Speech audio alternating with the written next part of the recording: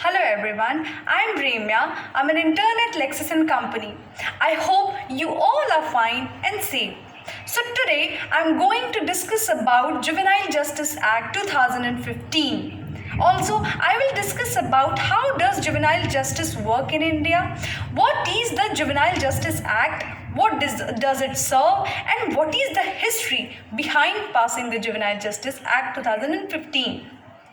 So the Juvenile Justice Act 2015 defines the legal framework in which juveniles before or below the age of 18 years can appear before the judge. Juveniles in conflict with the law must be distinguished from children in need of care and protection. If the situation requires it, the latter can be placed by the judge in a children's home to protect them. Now we will discuss about what is Juvenile Justice Act and what does it serve. So the Juvenile Justice Act 2015 is a major legal text on child protection in India. The Juvenile Act guarantees the security, the protection, the education and the well-being of the children in need in India. The Juvenile Act recommends inquiries to determine if the situation of vulnerability of a child requires a placement in a children's home. It was passed on 7th May 2015 by Lok Sabha amid intense protest by several members of parliament. It was passed on 22nd December 2015 by the Rajya Sabha to streamline adoption procedures for orphan, abandoned and surrendered children. The existing Central Adoption Resource Authority has been given the status of a statutory body to enable it to perform its function more effectively. A separate chapter on adoption provides detailed provisions relating to adoptions and punishments for non-compliance. Processes have been streamlined with timelines for both in-country and inter-country adoption, including declaring a legal child legality free for adoption. The Ministry of Women and Child Development began contemplating several desired amendments in 2011, and a process of consultation with various stakeholders was initiated.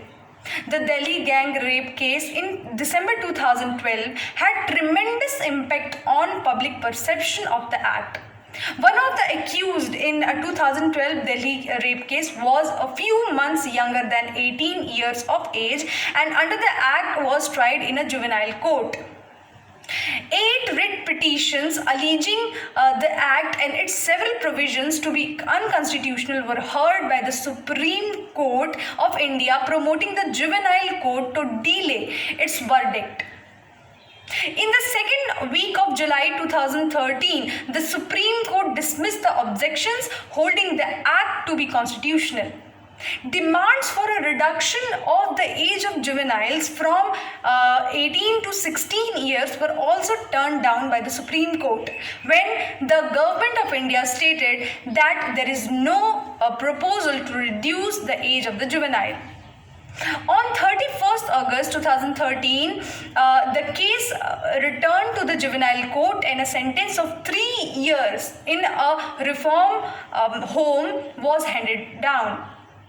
The victim's mother criticized the verdict and said that by not punishing the juvenile, the court was encouraging other teenagers to commit similar crimes. In July 2014, Minister of Women and Child Development Maneka Gandhi said that they were preparing a new law which will allow 16-year-olds to be tried as adult. She said that 50% of the juvenile crimes were committed by teens who thought that they get away with it. She added, changing the law which will allow them to be tried for murder and rape as adult would scare them. The bill was introduced in the parliament by Menka Gandhi on 12 August 2014.